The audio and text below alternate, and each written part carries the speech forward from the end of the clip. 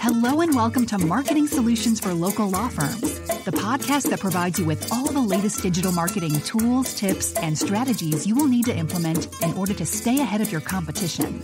If you are looking to substantially increase your caseload in the next 6 months, this is the podcast for you. And now, here's the host of our show, the local business guy himself, Frank Deming. Hello, everyone. This is Frank Deming, the local business guy. Welcome to another episode of Marketing Solutions for Local Law Firms. Happy Wednesday. Happy Hump Day, everyone. I hope you guys are having a rockin' week thus far. Today, I have the privilege to be talking to you about something that I do not talk a lot about because I am not an expert, and I like to always give you guys expert advice. So for that, I bring in the experts that know all about it. And I'm talking about social media. And there's no other person better to talk about that than the great Karlyn. How you doing, Karlyn? Thank you for that amazing intro. I'm like, wow, like, and the crowd goes wild entertaining. That was awesome. I was like, what is that? The horn? Like, yeah, thank you for that. That was wonderful. Thanks for having me.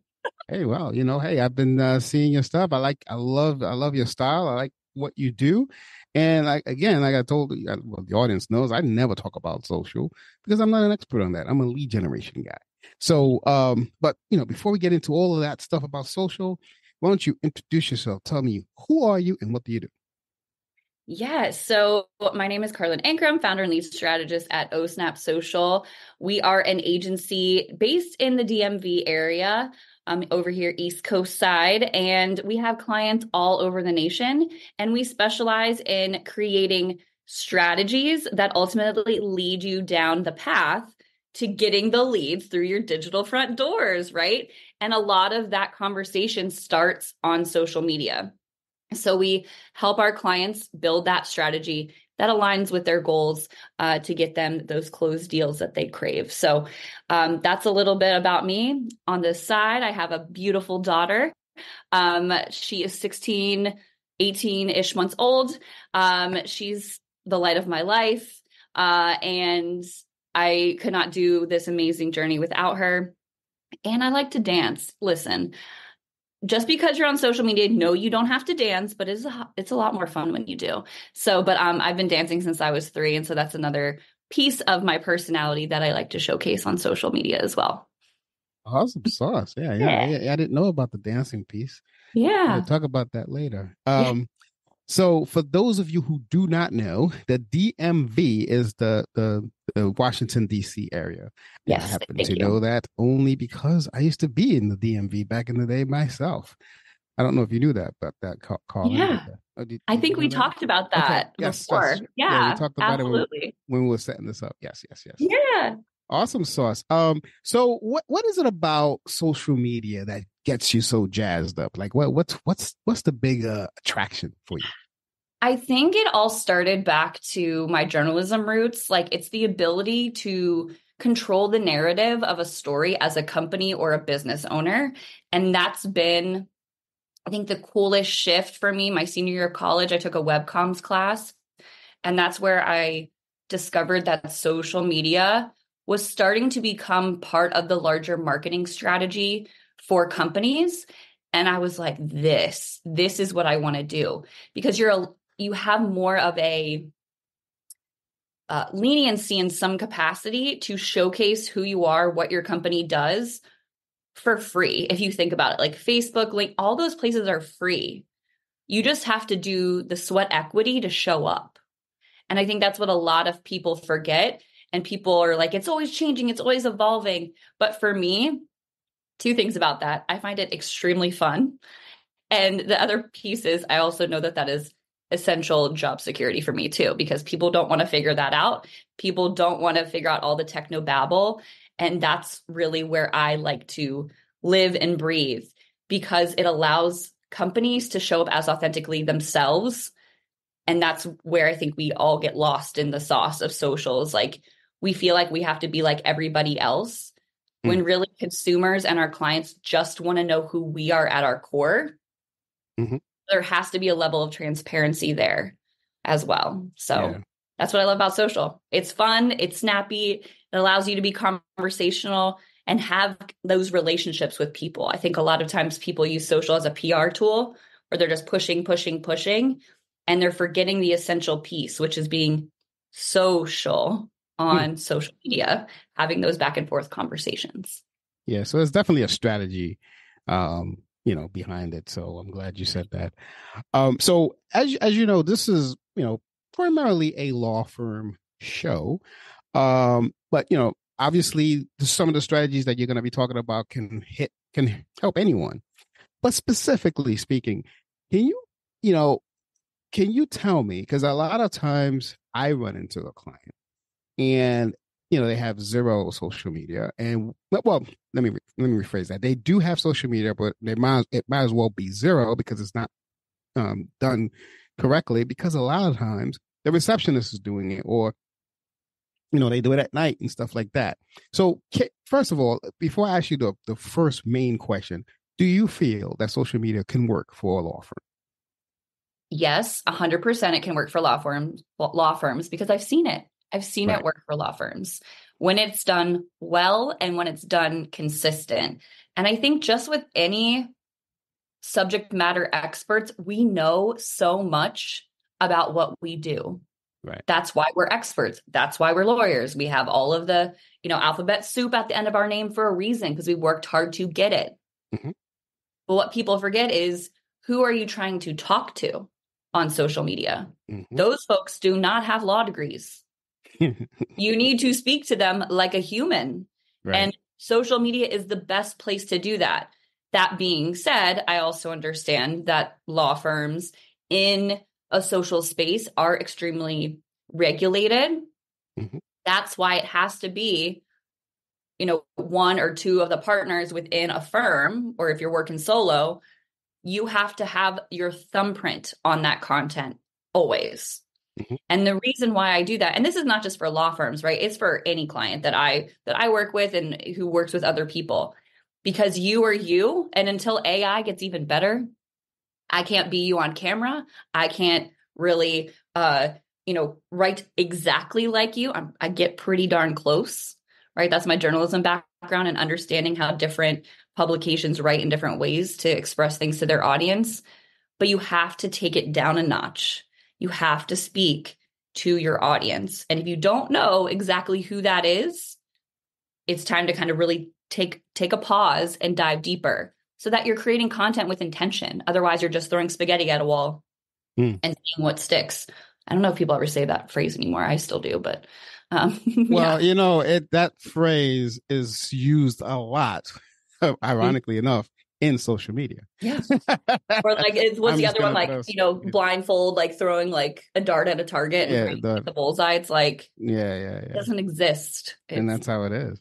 Yeah. So let me, I'm gonna put you on the spot here for a second, if you don't mind. I know it's early in the conversation, but I like to put our guests on the spot. So it gets you to, show your expertise. So can you give me, say, 3 tangible things that a law firm can actually do today, 2024, to move the needle on their social media efforts? Because a lot of them are not doing it correctly. Yeah, I think the biggest thing is repurpose your content that already exists. What do I mean by that? Do you have a trifold brochure? Do you have a website landing page that tells people about your services? That is a great first step to create social media from that. Right. There's no sense in reinventing the wheel if you already have content that is around that you can start to mold and shape and get it out there. Now, if you don't have a website or your website is partying like it's 1999, I would start there. The only reason why I say that, and I think Frank, you would agree with this, is my goal as a social media person is to essentially, depending on your goals for your business, to drive people to your website. Like that is what I want to be doing. But if your website is not functioning properly, or it's a little bit outdated, it doesn't operate on mobile well, that is the first place. Yeah, that's the first place that I would start, and then reverse engineer it. Well, let me ask you, I don't want to cut you off, but I want to tap in a little bit into what you just said there in terms of repurposing the content and landing pages and all that stuff. Now, as you know, a lot of these attorneys speak like attorneys and they write like attorneys. So when you repurpose this, shouldn't there be what do you think about finagling a little bit, right? Oh yeah, 100%. You have, and that's why I always say, like, you kind of have to bring it down a notch. I think any subject matter expert in whatever they're doing, we all need to bring it down a notch, because people don't know our language, especially if they're first discovering who we are. And a lot of that is understanding your client. A lot of that is understanding what you want to be known for in the market, as well as some of the keywords that people are searching for, because people are utilizing social media today as search engines. That is like a big trend I'm seeing for this year. I know. And we all need to be paying attention to that, because, and it's easy for us to say, oh, well, my client is older, right? They're like in their 40s. Okay, but people in their 20s, 30s, they're going to be 40. Chances are they're going to still be on Instagram. They're still going to be on LinkedIn. They're going to be on, I don't even know if they're going to be on Facebook, but some of them are still partying on Facebook, right? Myself included as a millennial. So you have to, it's easy to say, oh, they're not there, but they will be there. And so prioritizing social media as part of your overarching plan for 2024 is free marketing. Just some like people that don't do it, I'm like, it's free. Like, put it out there. Think strategically about it and intentional. And you have to think about who your audience is and how can you story tell with that. 100%. Relate it to people. And it's going to be different if you're a family law versus criminal law versus, I mean, it's different, obviously. Yeah, it's different. Yeah, everyone's different. I find that the family law attorneys speak a little bit more our language than the others. But that's 100% my experience. Yeah. Yeah, that's what I see. I'm like, baby steps. Listen, we're just here to get, some baby steps in there. But yes. There you go. All right. So I cut you off there. I know you gave us one, and I was asked for 3 tangibles. Yeah. So 1 is repurposing. 2 is, if you are already posting, look at your captions to see if you have any type of calls to action. That could be 2 different things. It could be external call to action, click the link, which takes us to a landing page, which gives our email address to book a call, right? That's the lead generation that Frank is an expert in, right? The other piece of that is internal CTAs, which is the intention of those is to keep people within your content and engaging, commenting, liking, sharing, saving. And the way that you phrase those questions are 2 different things. Click here to go away, or keep it simple. Drop a thumbs up if you agree. Share this with someone who you think would benefit from knowing this.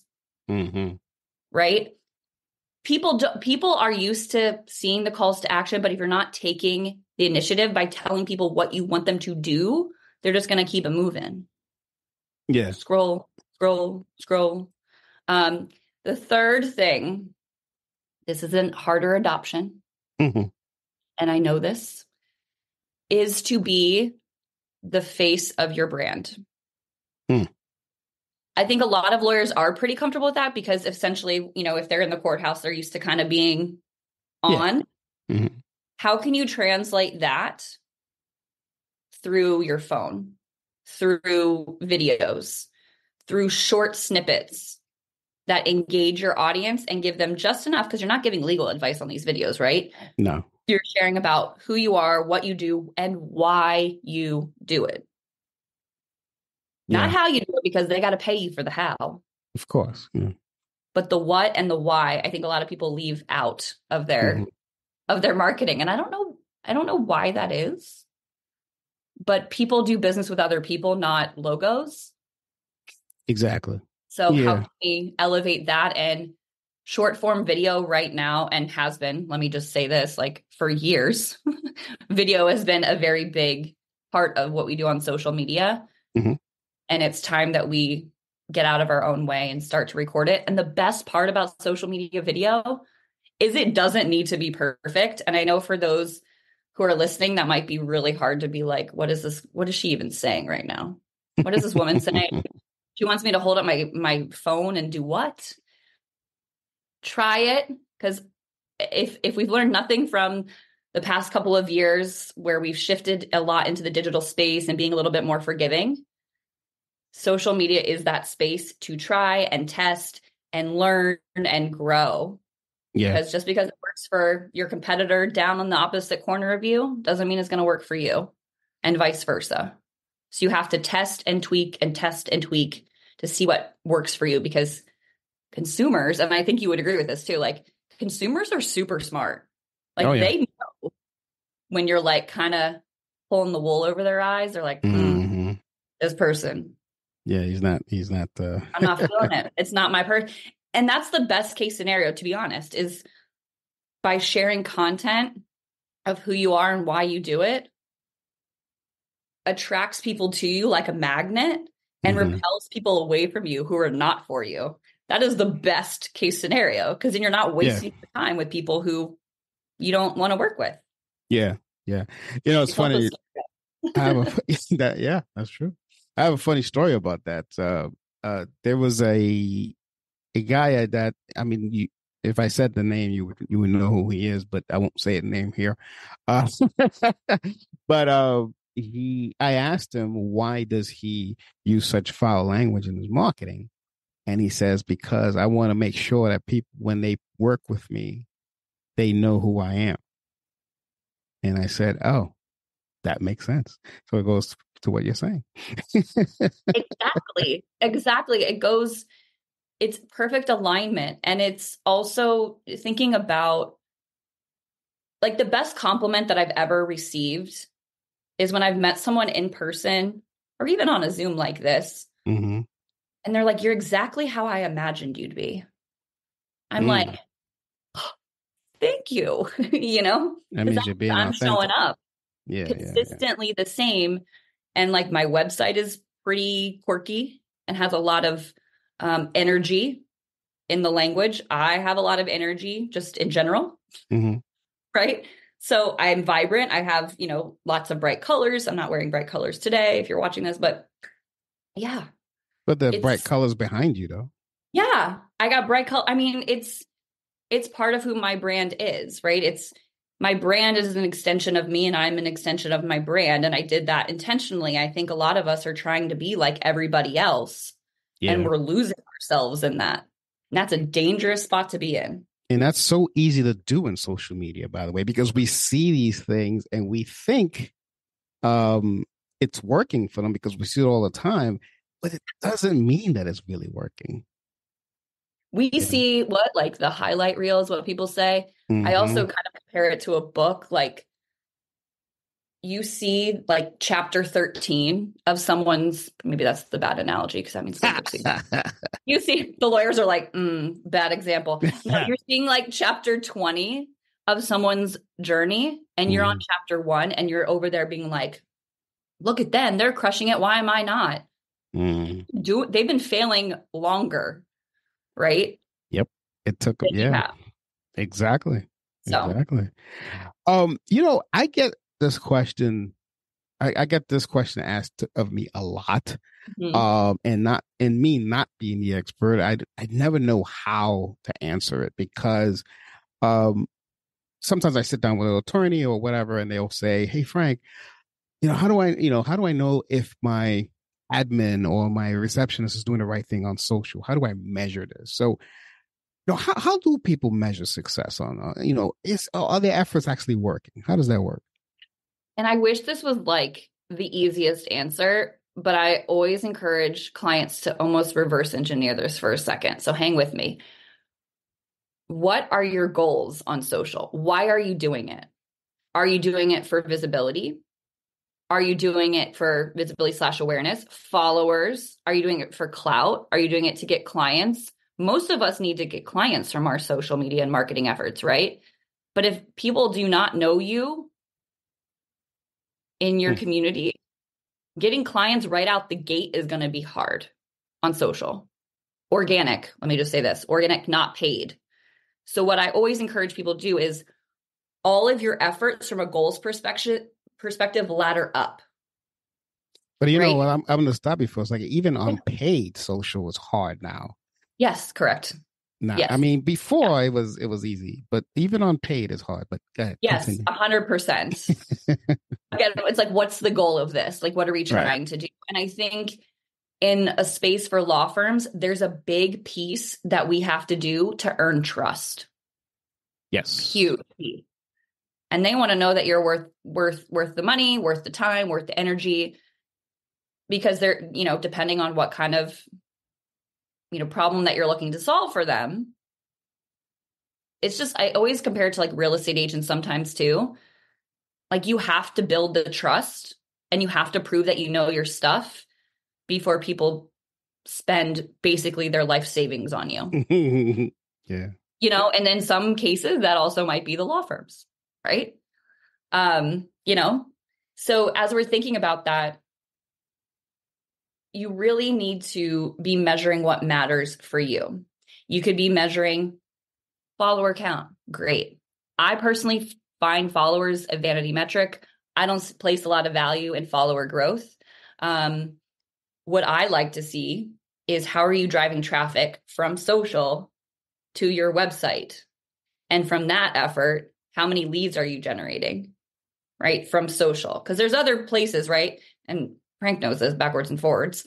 Mm-hmm. So I'm not going to spend time talking about it. But how do we think about that focus of effort on social and what is it generating out the other side? So when you're asking your receptionist or your assistant, okay, how many impressions did this get? How much reach did this get? Which means how many eyeballs and repeat eyeballs saw your content? Mm-hmm. That's step one. That's visibility and awareness. If it's low, how can we tweak it? What keywords can we add? Can we add hashtags? Are we adding a call to action? And then you can start to kind of troubleshoot. But it all goes back to what are your goals? Because all that doesn't matter unless you know where you want to go. And, I think that's the problem. I think that's the problem. A lot of them don't know what their goals are when it comes to social. They are just told that they need to be there. I know.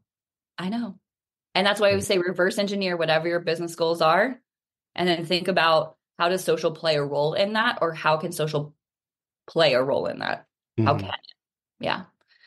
And it's not easy, and I will tell you every time I'm meeting with clients in our kickoff call, I'm holding their feet to the fire a little bit. And I'm like, hey, what's your overarching business goal?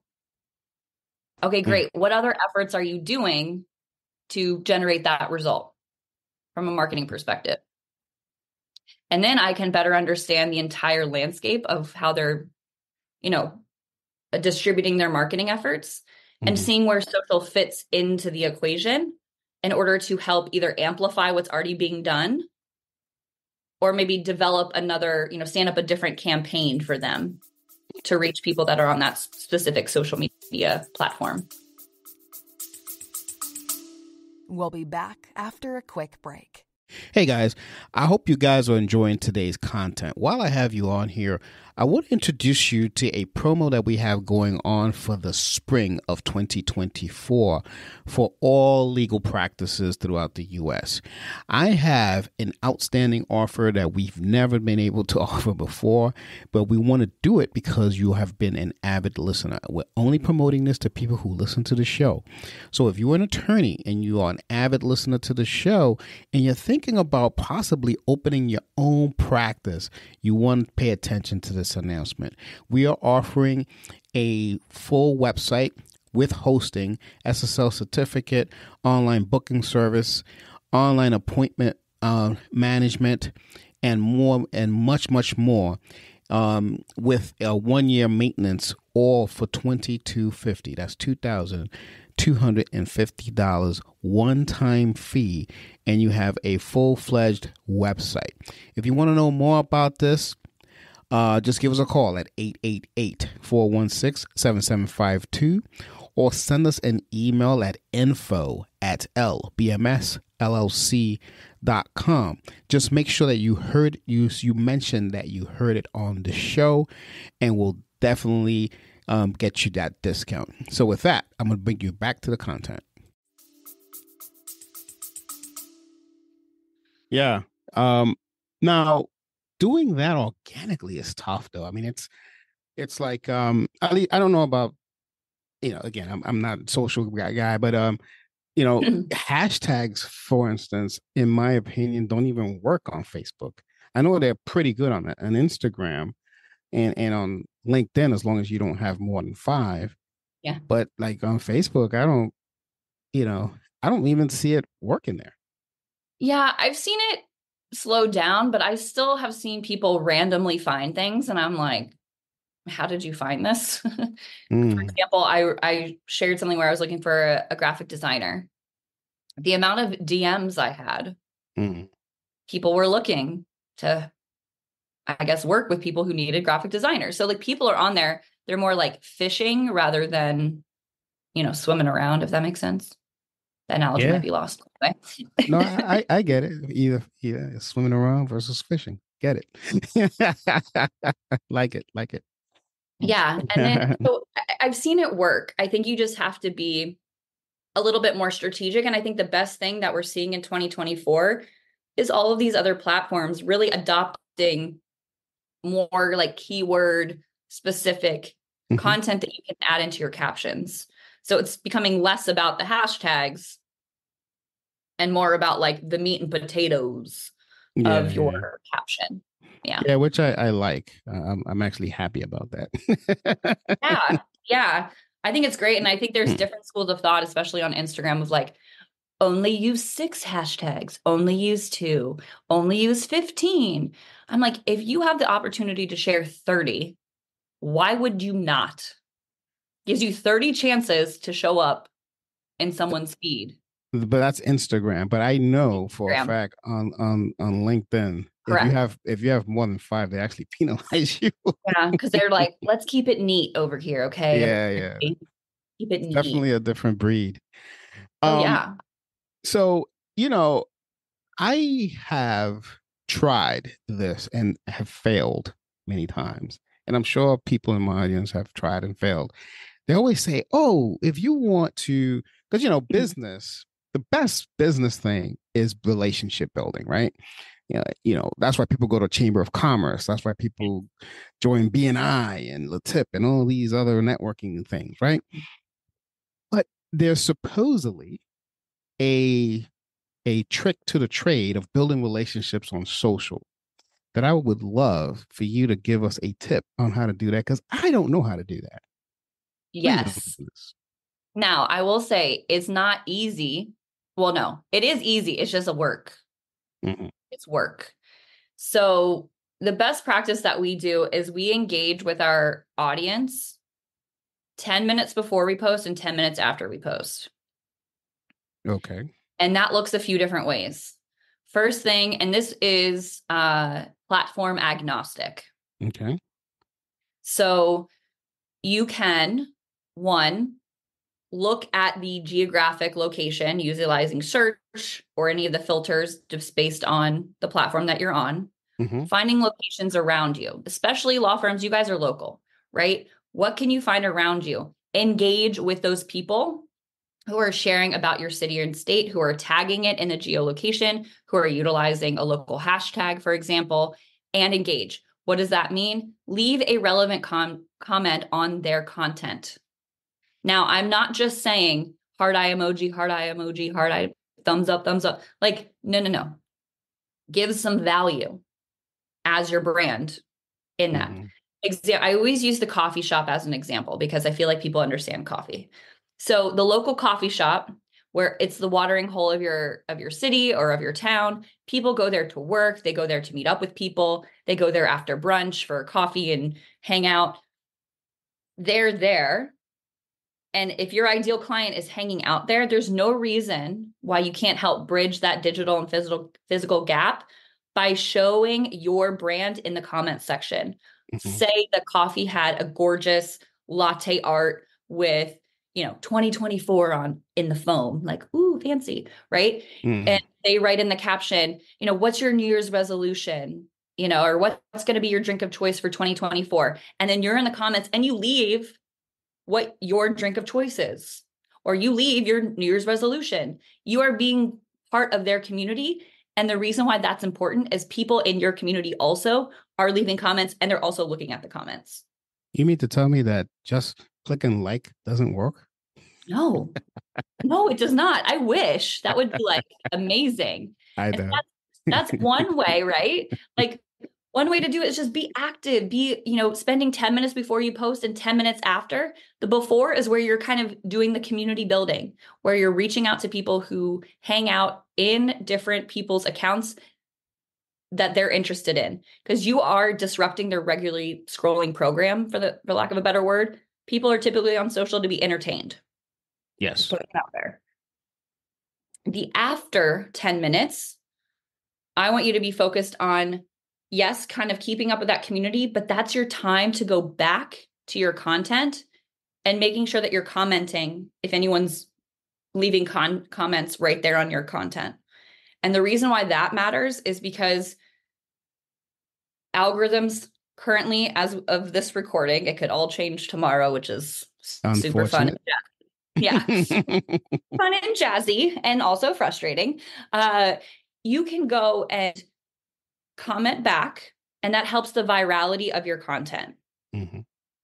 Because algorithm values that conversation. They value the social aspect of their platform, of their social media network. So it's not just like a post and like get out of Dodge. It is stay there, see how people are reacting, engage with those people who are reacting. And if no one's reacting yet, double check your call to action. And if they're still not reacting, no worries. Keep it moving with your engagement. Find other local hotspots that people who you are looking for as clients, where they're hanging out online. Mm-hmm. But again, it goes back to audience. It's who's your client? Yes, exactly. I can almost hear, although this is a monologue thing, not a dialogue, I can almost hear the audience saying, who's going to do all that? So I'm going to ask you another question. Do your service actually offer that, like for the engagement part?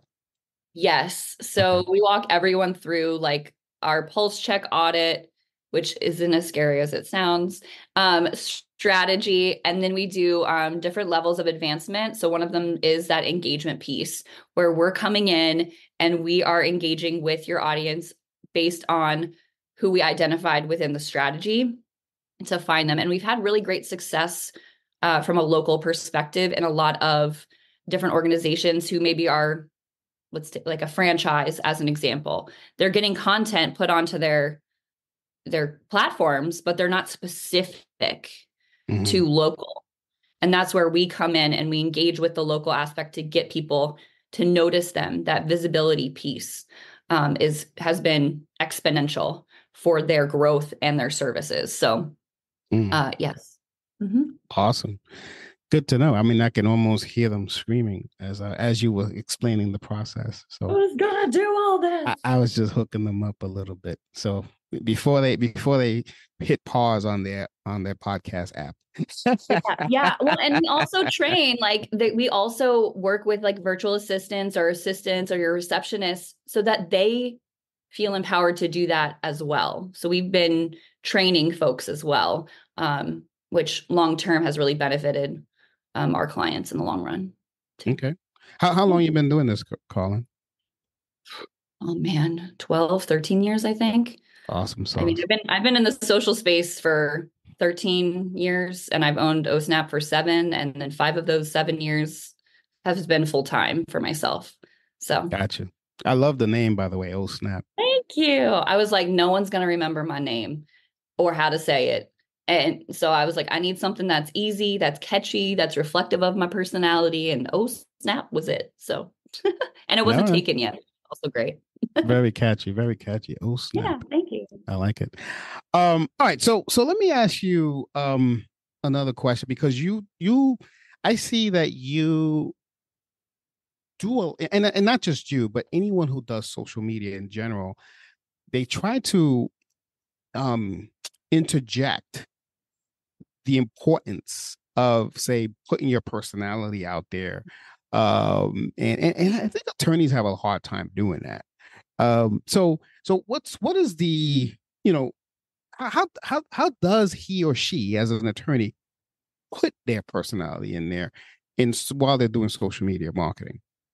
I think for those of us that are very in, I'm going to call them buttoned up industries, Mm-hmm. you have to once again know who you are at your core for the authenticity to come out. That being said, you have to define where the line is for yourself and for your partners if you're part of a larger firm, of where the line is between personal life and professional life.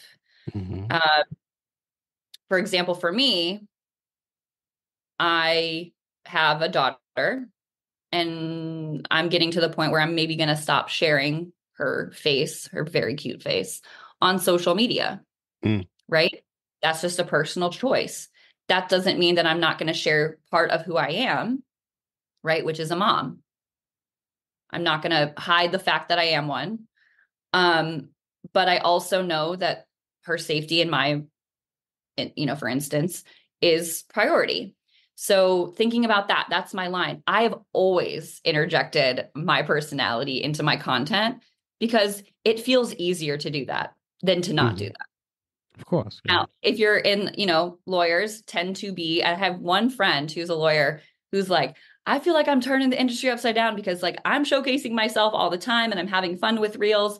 I was like, but are people noticing you? She goes, yeah, good, bad, or otherwise. She's like, but I'm showing up as myself and I can't apologize for that. Mm-hmm. And it just goes back to trying to share who you are at your core and your expertise. Everything should go back to your business Mm. always. Because the worst thing ever is to maybe finally get around to creating a video. It goes viral and it's all about your dogs. And then Yeah. people are following your law firm thinking it's about dogs. And then they leave and you lose as followers as fast as you gain them because everyone thinks that your, channel is about dogs. Dogs. Yeah. So always weave the thread of your business in any content, even if it's yourself about They yourself. should that on that dog analogy. They should make it as dog bites if they're Yeah, personal injury. there you You know, go. something Right. like Or that. this is my, if you work at home, for example, and you have a coworker Mm. and it's your pet, that makes sense. Yeah, You know? it's funny. One of my clients has, in the meet the team page, they Mm, have the dog on there, love so that. it's funny. Yeah. Yeah. Yeah. I mean, it's so true. One of my clients has the same thing because the dog is always at the office. Yeah. Always. Yeah. Like their unofficial mascot is their dog. Exactly. The dog's always at They the dress her up for office. all the occasions. It's a Yep. great time. He loves a pup cup from Starbucks. Like it's a thing, right? And people can relate to it because you're always looking for the approachability and the relatability, especially as a lawyer. Mm-hmm. Because I Mm-hmm. think lawyers are known, right, for keeping kind of the wall up. We're professional. We don't talk about ourselves. Mm-hmm. You know, I Yeah. think that line is getting blurrier as people are kind of window shopping online to find the right person for them. And Yeah. people are going to relate to you in some capacity. So let those differentiators shine, Right. as well as what makes you relatable and approachable to your ideal client. Awesome. A few more questions here. So, tell me something. What would you advise an attorney or any business for that matter that wants, that's been thinking about doing social media and now it's 2024 and they're like, you know what? I've been thinking about this since 2021. How would you advise them to start? What would be the first step you think they should take? I mean, after meeting with you and all that stuff, like what would you think the first step would be? The first step, oh man, if they have a page already set up and they've just kind of abandoned it, It's a ghost town. yeah, I would just start posting videos. So you Uh, think video is the thing? I think that that is where you will start to better understand the social media behavior a little bit faster. I also would take top performing pages, blog posts, whatever they are on your existing website and figure out how you can translate them into a video that shows your face or do like a interview. If there's two partners within a firm, can you both show up? And then you're both taking ownership of it. And people like to watch that episodic content. So test that out. Don't be afraid to test things, but you have to just start. Hmm. Then we can go back and measure, how did that perform? How did that do? And then make recommendations for propelling forward based on a strategy going forward. So that's what I always say. Like, people are like, where do I start? I'm like, just start. Just do it. Just do it. Be like As Nike. as my friend would say, JFDI. Yeah, for real. That part. And if you're lost in the sauce and you don't know where to start, then yeah, like we can chat and have a brainstorm session. At least you have kind of a direction. But most of the time, it's just getting out of your own way and starting. And that's why I think sometimes in my consulting side of my business, I feel a little bit like a therapist. And I'm, Well, there's a huge, doing the rah, which is yeah. great because the result at the other side is seeing the client take action. I'm like, yay, like you just kind of have the happy dance in the background, which is super fun. Yeah. Therapy, actually, therapy and coaching is very close. I mean, Yeah. I can tell you. Yeah. So let me ask you so you mentioned video, which I'm glad you did. So how important is video now? And I mean, it's been important since before the pandemic. Oh my But gosh. Yes. like, how like critical is it now? Like, do you feel there are two-part questions? Number one, like, should we even worry about still photos anymore and just do videos? And that's number one. And number two, if we're gonna do video, does the social platform pay attention more to live video than video that you upload, stuff like that? I mean, I know it's a long question, but It's a really good questions. And the answer is you should have video as part of the mix of content that you're putting out there. Hmm. For example, on Instagram, they went for a big, heavy push on video and reels, and people are like, hold up, I'm out. If you're just giving all the energy to reels in this algorithm situation, I'm out. People jumped ship as fast as they jumped on the ship. They were out.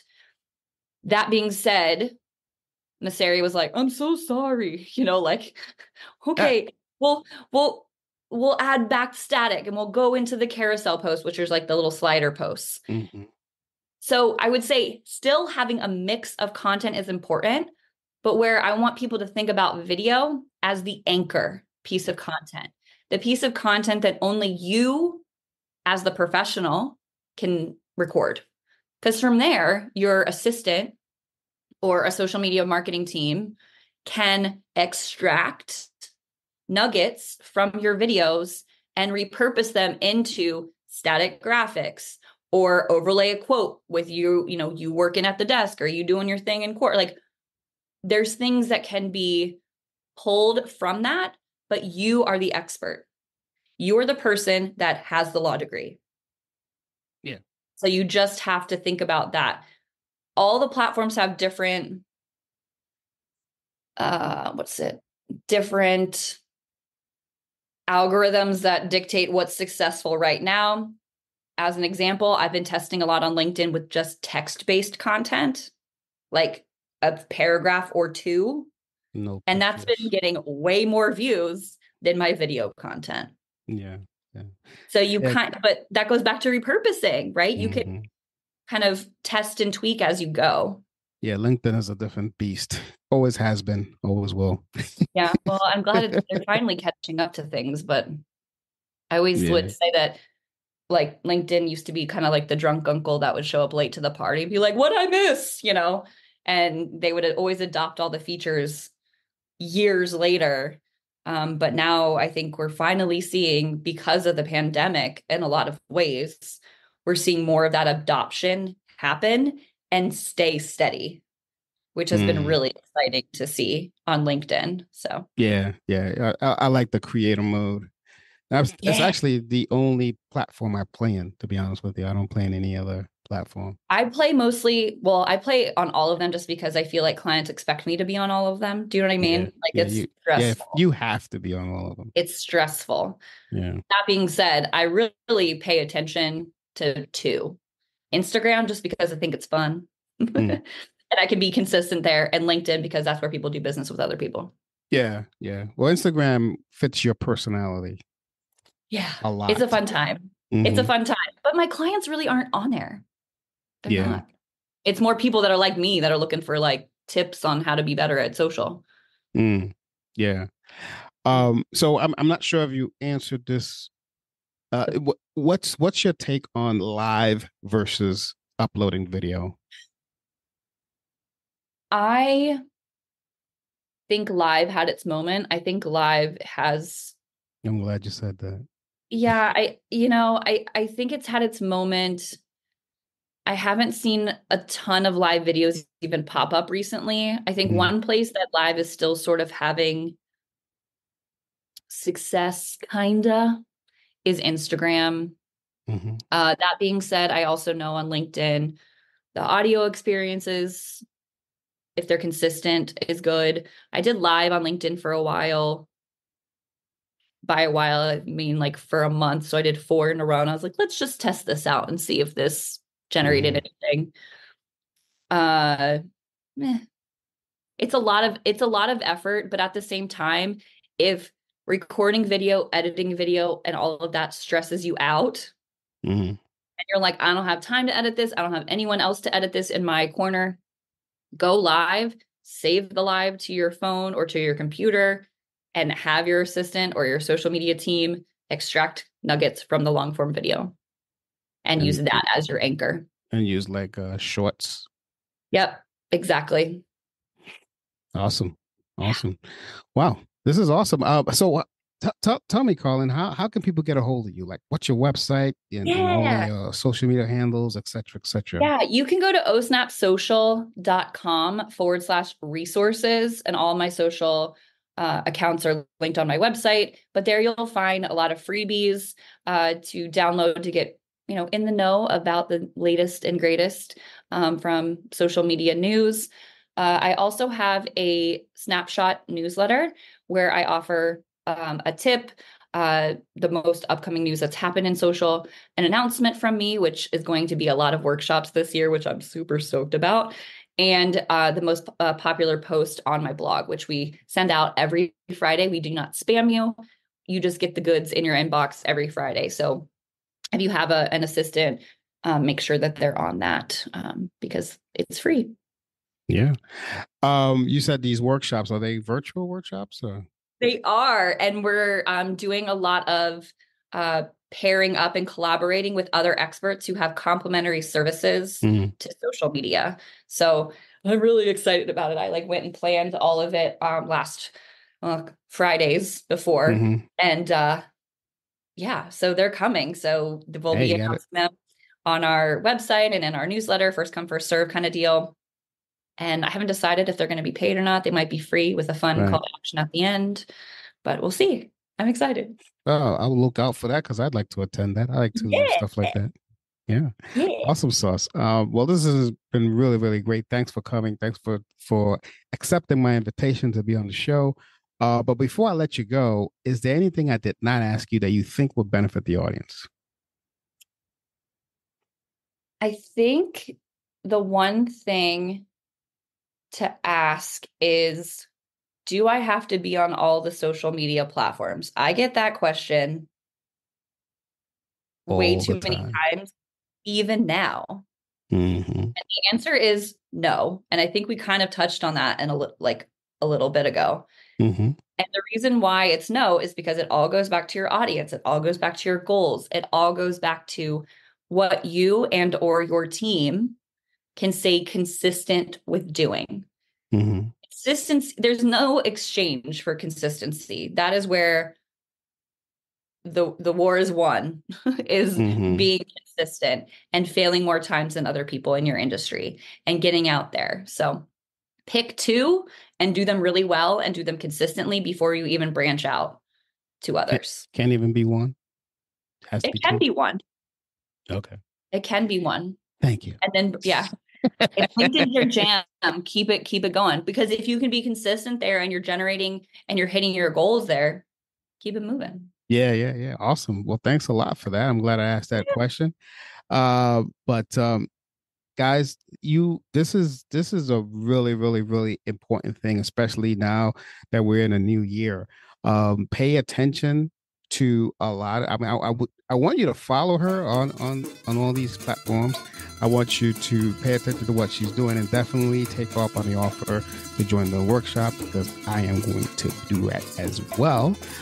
So with that, I am going to put an end to this episode. This has been Frank Deming, the local business guy, and you've just been blessed by the great Karlyn Anklin. Take care, everyone. Until next week. Thanks for listening to another episode of Marketing Solutions for Local Law Firms, the podcast that provides you with all the latest digital marketing tools, tips, and strategies you will need to implement in order to stay ahead of your competition. If you would like to know more about the topic we discussed on the show today, reach out to Frank and his team at 888-416-7752 and schedule a discovery call with one of the marketing consultants. If you'd like to be a guest on our show, send an email to podcast@lbmsllc.com and we will put you on the schedule. With that being said, until next week, make it a successful digital marketing day. Peace out.